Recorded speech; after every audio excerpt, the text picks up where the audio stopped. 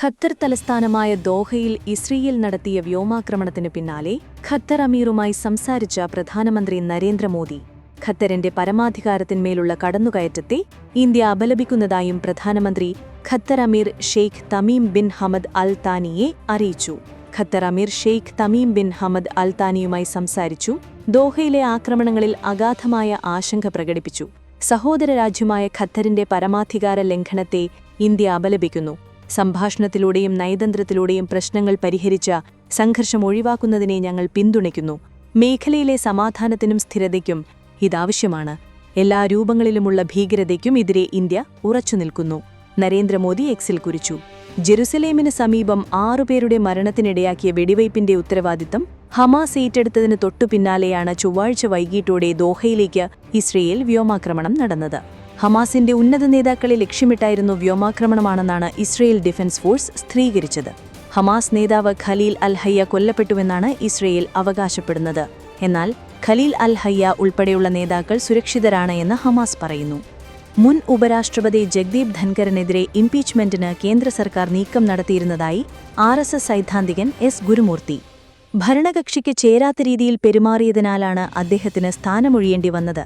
ഏതോ വിഷയത്തിൽ സർക്കാരുമായി അഭിപ്രായ വ്യത്യാസമുണ്ടായി. ഭരണകക്ഷിക്ക് അദ്ദേഹത്തോട് സ്ഥാനമൊഴിയാനും രാജിവെക്കണമെന്നും പറയാൻ അവകാശമുണ്ടെന്നും ഗുരുമൂർത്തി പറഞ്ഞു.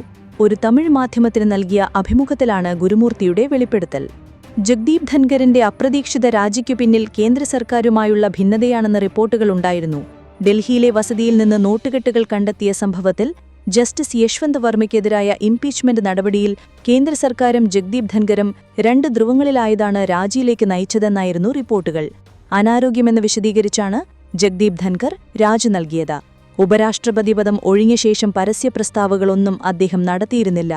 എന്നാൽ ഉപരാഷ്ട്രപതിയായി തിരഞ്ഞെടുക്കപ്പെട്ട CP രാധാകൃഷ്ണനെ അഭിനന്ദിച്ച് അദ്ദേഹം ഇന്നലെ പ്രസ്താവന ഇറക്കിയിരുന്നു. രാഹുൽ മാങ്കൂട്ടത്തിൽ MLAക്കെതിരായ കേസിൽ മൊഴി നൽകിയ യുവനടിയെ പരാതിക്കാരിയാക്കാൻ കഴിയുമോ എന്ന് നിയമോപദേശം തേടി ക്രൈംബ്രാഞ്ച്. രാഹുലിനെതിരെ ഉന്നയിച്ച ആരോപണങ്ങളിൽ ഉറച്ചുനിൽക്കുന്നുവെന്ന് വ്യക്തമാക്കിയ നടി ചാറ്റ് വിവരങ്ങൾ ക്രൈംബ്രാഞ്ചിന് നൽകി. എന്നാൽ കൂടുതൽ നിയമ നടപടികൾക്കില്ല എന്ന നിലപാടാണ് നടി. വെളിപ്പെടുത്തൽ നടത്തിയ ആരും കേസുമായി മുന്നോട്ടു പോകാൻ തയ്യാറാകാത്ത സാഹചര്യത്തിലാണ് നടിയെ പരാതിക്കാരിയായി പരിഗണിക്കാൻ കഴിയുമോ എന്ന കാര്യത്തിൽ ക്രൈംബ്രാഞ്ച് നിയമോപദേശം തേടുന്നത്. അതിനിടെ രാഹുലിനെതിരെ ഗൂഢാലോചന നടക്കുന്നുവെന്ന് DGPക്ക് പരാതി നൽകിയ യൂത്ത് കോൺഗ്രസ് വനിതാ നേതാവ് ക്രൈംബ്രാഞ്ചിന് കോൺഗ്രസ് നേതാക്കൾക്കെതിരെ തന്നെ മൊഴി നൽകി. കോൺഗ്രസിലെ 2 മുതിർന്ന നേതാക്കളാണ് രാഹുലിനെതിരെ ഗൂഢാലോചന നടത്തുന്നതെന്നും അവർക്കെതിരെ കൂടി അന്വേഷണം നടത്തണമെന്നുമാണ് വനിതാ നേതാവിന്റെ മൊഴി. DGPക്ക് നൽകിയ പരാതിയിൽ ഇവർ ഒന്നും തന്നെ പറഞ്ഞിരുന്നില്ല. തിരുവനന്തപുരം ജവഹർ നഗറിലെ ക്രൈംബ്രാഞ്ച് ഓഫീസിൽ നേരിട്ടെത്തിയാണ് വനിതാ നേതാവ് മൊഴി നൽകിയത്. രാഹുൽ വിഷയം കോൺഗ്രസിൽ തന്നെ വലിയ പടലപ്പിണക്കങ്ങൾക്കിടയാക്കുന്നുവെന്ന റിപ്പോർട്ടുകളാണ് പുറത്തുവരുന്നത്. രാഹുലിനെതിരെ സ്വീകരിച്ച നടപടികളിൽ ഒരു വിഭാഗം യുവനേതാക്കൾക്ക് കടുത്ത അതൃപ്തിയുണ്ട്. ഷാഫി പറമ്പിൽ MLAയുടെ നേതൃത്വത്തിൽ രാഹുൽ അനുകൂല നീക്കങ്ങൾ ശക്തമാകുന്നുവെന്ന തരത്തിലുള്ള പ്രചാരണം കോൺഗ്രസ് നേതൃത്വം തള്ളി. ബീഹാർ നിയമസഭാ തിരഞ്ഞെടുപ്പിൽ ഹിന്ദുത്വ അജണ്ട പരീക്ഷിക്കാൻ BJP നീക്കം. ബീഹാറിലെ ഹിന്ദുമഠങ്ങളിലെ സന്യാസിമാരുടെയും ക്ഷേത്രതന്ത്രിമാരുടെയും യോഗം 18-ന് BJP വിളിച്ചിട്ടുണ്ട്. പട്നയിൽ സംഘടിപ്പിക്കുന്ന യോഗത്തിൽ കേന്ദ്ര ആഭ്യന്തരമന്ത്രി അമിത് ഷാ പങ്കെടുക്കും. അയോധ്യ ശ്രീരാമക്ഷേത്ര മാതൃകയിൽ ബീഹാറിലെ സീതാമഡിയിൽ സീതാദേവിയുടെ ബൃഹത് ക്ഷേത്രത്തിന് അമിത് ഷാ ശിലാസ്ഥാപനം നടത്തിയിരുന്നു. ബീഹാറിലെ ജാതി രാഷ്ട്രീയത്തിന് അതീതമായി ഹിന്ദു വോട്ട് ഏകീകരിക്കുക എന്ന ലക്ഷ്യത്തോടെയാണ് BJP സന്യാസി സമൂഹത്തിന്റെ സഹായം തേടുന്നത്. ബീഹാറിലെ കഴിഞ്ഞ നിയമസഭാ തിരഞ്ഞെടുപ്പുകളിൽ മുഖ്യമന്ത്രി നിതീഷ് കുമാർ ഹിന്ദുത്വ അജണ്ടയിൽ നിന്ന് അകലം പാലിച്ചിരുന്നു. NDAയിൽ നിതീഷ് കുമാറിന്റെ പിടി അയ്യുന്നതിന്റെ സൂചനയാണ് ഹിന്ദുത്വ അജണ്ട പ്രയോഗിക്കാനുള്ള BJP നീക്കം. ബീഹാറിൽ വികസനത്തിനൊപ്പം ദേശീയതയും ഹിന്ദുത്വവും NDAയുടെ തെരഞ്ഞെടുപ്പ് വിഷയങ്ങളായി ഉയർത്താനാണ് BJP ശ്രമം. പാകിസ്ഥാനെതിരായ ഓപ്പറേഷൻ സിന്ദൂർ സൈനിക നടപടിയിലെ വിജയം ഉയർത്തിക്കാട്ടി ദേശീയത വോട്ടാക്കി മാറ്റാനാണ് പദ്ധതി. ബീഹാറിൽ റോഡ്, റെയിൽവേ, മെട്രോ റെയിൽ തുടങ്ങിയ അടിസ്ഥാന സൗകര്യ വികസനം സർക്കാരിന്റെ നേട്ടമായി അവതരിപ്പിക്കും. ഖട്മണ്ഡു. നേപ്പാൾ സുപ്രീം കോടതി മുൻ ചീഫ് ജസ്റ്റിസ് സുശീല കർക്കിയെ ഇടക്കാല പ്രധാനമന്ത്രിയാക്കണമെന്നാവശ്യപ്പെട്ട് നേപ്പാളിലെ ജൻസി പ്രക്ഷോഭകർ. രാഷ്ട്രീയത്തിലുള്ളവർ തൽക്കാലം പ്രധാനമന്ത്രി സ്ഥാനത്തേക്ക് വേണ്ട എന്നാണ് നിലപാട്. കൂടുതൽ ആവശ്യങ്ങൾ ഉന്നയിച്ചുകൊണ്ട് പ്രതിഷേധക്കാരുടെ സംഘം നേപ്പാൾ സൈനിക മേധാവിയെ ഉടൻ കാണുമെന്ന നേപ്പാൾ സുപ്രീംകോടതി ബാർ അസോസിയേഷൻ സെക്രട്ടറിയും അഭിഭാഷകനുമായ രാമൻ കുമാർ കർണ ബുധനാഴ്ച വാർത്താ ഏജൻസിയായ റോയിറ്റേഴ്സിനോട് പറഞ്ഞു. നേപ്പാളിലെ സുപ്രീംകോടതി ചീഫ് ജസ്റ്റിസ് പദവിയിലെത്തിയ ഏക വനിതയാണ് സുശീല കർക്കി. നേപ്പാളിൽ ഇതുവരെ സ്ത്രീ പ്രധാനമന്ത്രി പദവിയിൽ എത്തിയിട്ടില്ല. അതിനാൽ തന്നെ ചീഫ് ജസ്റ്റിസായ ഏക വനിത തന്നെ പ്രധാനമന്ത്രി സ്ഥാനത്തേക്ക് വരട്ടെ എന്നാണ് പ്രതിഷേധക്കാരുടെ നിലപാട്. നേപ്പാളിൽ പ്രസിഡന്റായി മുൻപ് ബിദ്യാദേവി ഭണ്ഡാരി സേവനമനുഷ്ഠിച്ചിട്ടുണ്ട്. പ്രക്ഷോഭത്തെ തുടർന്ന് KP ശർമ്മ ഒലി പ്രധാനമന്ത്രി സ്ഥാനം രാജിവെച്ചതോടെയാണ് സുശീല കർക്കിയുടെ പേര് ഉയർന്നുവന്നത്. രാജ്യവ്യാപക കർഫ്യൂ തുടരുന്നതിനാൽ നേപ്പാളിൽ സ്ഥിതിഗതികൾ ശാന്തമാണെന്നാണ് അന്താരാഷ്ട്ര മാധ്യമങ്ങൾ റിപ്പോർട്ട് ചെയ്യുന്നത്. ഖട്മണ്ഡുവിലെ തെരുവുകൾ വിജനമാണ്. സൈനികർ പാർലമെന്റിന് കാവലേർപ്പെടുത്തിയിട്ടുണ്ട്. അതേസമയം പ്രക്ഷോഭത്തിൽ ഇതുവരെ 25 പേർ മരിച്ചതായാണ് ആരോഗ്യ മന്ത്രാലയം അറിയിച്ചിരിക്കുന്നത്. പ്രതിഷേധക്കാരും പോലീസും ഉൾപ്പെടെ 600-ലധികം പേർക്ക് പരിക്കേറ്റിട്ടുണ്ട്. സുപ്രീം കോടതി മുതൽ മന്ത്രിമാരുടെ വീടുകൾ ഉൾപ്പെടെയുള്ള നിരവധി ഗവൺമെന്റ് കെട്ടിടങ്ങളാണ് പ്രക്ഷോഭക്കാർ അഗ്നിക്കിരയാക്കിയത്. കഠ്മണ്ഡു ത്രിഭുവൻ രാജ്യാന്തര വിമാനത്താവളം പ്രവർത്തനം ആരംഭിച്ചിട്ടുണ്ട്. രാജ്യവ്യാപക കർഫ്യൂ വ്യാഴാഴ്ച രാവിലെ തുടരുമെന്നാണ് സൈന്യം അറിയിച്ചിരിക്കുന്നത്. Kerala transport development finance corporation ചെയർമാനായി സ്ഥലം മാറ്റിയ സർക്കാർ നടപടി കേന്ദ്ര അഡ്മിനിസ്ട്രേറ്റീവ് ട്രൈബ്യൂണൽ സ്റ്റേ ചെയ്തതിന് പിന്നാലെ അവധി അവസാനിപ്പിച്ച് കൃഷിവകുപ്പ് പ്രിൻസിപ്പൽ സെക്രട്ടറിയായി ചുമതലയേറ്റു ഡോക്ടർ B. അശോക്. അശോകിനെ മാറ്റി ടിങ്കു ബിശ്വാളിനെയാണ് കൃഷിവകുപ്പ് പ്രിൻസിപ്പൽ സെക്രട്ടറിയായി സർക്കാർ നിയമിച്ചിരുന്നത്. സ്ഥലം മാറ്റത്തിന് പിന്നാലെ സെപ്റ്റംബർ 12 വരെ അശോക് അവധിയെടുത്തിരുന്നു. എന്നാൽ അഡ്മിനിസ്ട്രേറ്റീവ് ട്രൈബ്യൂണലിൽ നിന്ന് അനുകൂല വിധി വന്നതോടെ അശോക് തിടുക്കപ്പെട്ട് അവധി അവസാനിപ്പിക്കാനായി ചീഫ് സെക്രട്ടറിക്ക് കത്ത് നൽകുകയായിരുന്നു.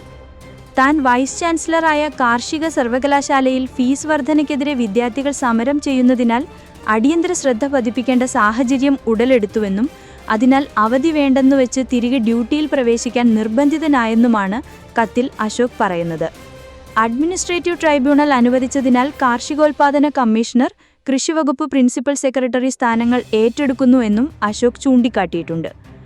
തുടർഭരണത്തിൽ സർക്കാരിന് ജനങ്ങൾക്കിടയിൽ കാര്യമായ മേൽക്കൈ നേടാനായിട്ടില്ലെന്ന് CPI സംസ്ഥാന സമ്മേളനത്തിൽ അവതരിപ്പിച്ച കരട് രാഷ്ട്രീയ പ്രമേയത്തിൽ വിമർശനം. പോലീസിന്റെ നടപടികൾ വിമർശനങ്ങൾക്ക് വഴിവെക്കുകയാണെന്നും രാഷ്ട്രീയ പ്രമേയത്തിൽ പറയുന്നു. CPI സംസ്ഥാന സെക്രട്ടറി ബിനോയ് വിശ്വമാണ് രാഷ്ട്രീയ റിപ്പോർട്ടും പ്രവർത്തന റിപ്പോർട്ടും സമ്മേളന പ്രതിനിധികൾക്ക് സമർപ്പിച്ചത്. LDFന്റെ ജനകീയ അടിത്തറ എന്ന് പറയുന്നത് പാവപ്പെട്ട തൊഴിലാളികളാണ്. ഇവരുടെ ഉന്നമനത്തിനായി ഒന്നും തന്നെ ചെയ്യാൻ സർക്കാരിന് സാധിക്കുന്നില്ലെന്ന വിമർശനം റിപ്പോർട്ടിലുണ്ട്. അടിസ്ഥാന ജനവിഭാഗത്തിന് അർഹിക്കുന്ന പരിഗണന ലഭിക്കുന്നില്ലെന്നും വ്യക്തമാക്കുന്നു. വിവിധ ക്ഷേമ ബോർഡുകൾക്ക് ആവശ്യമായ ഫണ്ട് ലഭിക്കാത്തതിനാൽ അവയുടെ പ്രവർത്തനം നിലച്ച സ്ഥിതിയാണ്. കർഷകരുടെ കടാശ്വാസത്തിനായി കൊണ്ടുവന്ന കമ്മീഷന്റെ കാര്യത്തിലും കാര്യമായ പുരോഗതി കൈവരിക്കാൻ സാധിച്ചില്ലെന്നും റിപ്പോർട്ടിൽ പറയുന്നു.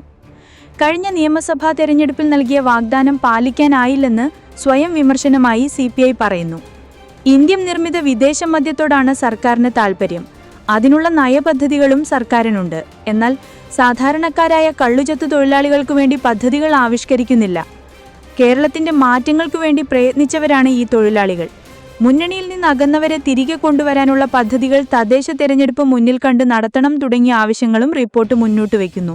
BJPയുടെ വളർച്ച കണക്കുകൂട്ടലിന് അപ്പുറം എന്ന CPIയുടെ കരട് രാഷ്ട്രീയ പ്രമേയം. അധികാരം ഉപയോഗിച്ച് സമഗ്ര മേഖലയിലും BJP കടന്നുകയറിയെന്നും സംസ്ഥാന സമ്മേളനത്തിൽ അവതരിപ്പിച്ച കരട് രാഷ്ട്രീയ പ്രമേയത്തിൽ വിശദീകരിക്കുന്നു.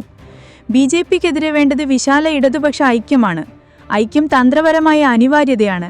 തെരഞ്ഞെടുപ്പുകളെ സീസണലായി കാണരുത്. പ്രതീകാത്മക സ്ഥാനാർത്ഥിത്വങ്ങൾ ഒഴിവാക്കണം. തദ്ദേശ തെരഞ്ഞെടുപ്പിന് ജനങ്ങളിലേക്ക് ആഴത്തിലിറങ്ങാനുള്ള അവസരമാക്കണം. നേതൃതലത്തിൽ പുതുതലമുറ വികസിക്കണമെന്നും റിപ്പോർട്ടിൽ പറയുന്നു. ഇടതുപക്ഷ സഖ്യത്തിനുള്ളിലെ വിള്ളൽ നേപ്പാളിൽ രാഷ്ട്രീയ അസ്ഥിരതയ്ക്ക് സാക്ഷ്യം വഹിക്കുന്നുവെന്നും പ്രമേയത്തിൽ പറയുന്നു. ഇടതുപക്ഷ സഖ്യത്തിനുള്ളിൽ പ്രത്യേകിച്ച് CPN-UMLനും CPN മാവോയിസ്റ്റ് സെന്ററിനുമിടയിലുള്ള വിള്ളൽ ആഴത്തിലാകുന്നതിലൂടെ ഫലപ്രദമായി ഭരിക്കാനുള്ള സഖ്യത്തിന്റെ കഴിവിനെ ഇത് ദുർബലപ്പെടുത്തുന്നു. നേപ്പാൾ വളരുന്ന രാഷ്ട്രീയ അസ്ഥിരതയ്ക്ക് സാക്ഷ്യം വഹിക്കുന്നു.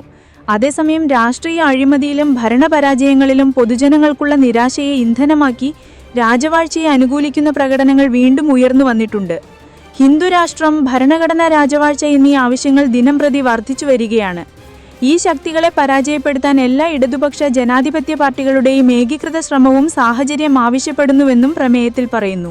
ദോഹ ഹമാസിന്റെ ഉന്നത നേതാക്കളെ ലക്ഷ്യമിട്ട് ഇസ്രയേൽ ദോഹയിൽ നടത്തിയ ആക്രമണത്തിന് പിന്നാലെ UAE president Sheikh Mohammed bin Zayed Al Nahyan ഖത്തറിൽ. UAE സ്റ്റേറ്റ് ന്യൂസ് ഏജൻസിയാണ് ഇക്കാര്യം റിപ്പോർട്ട് ചെയ്തത്.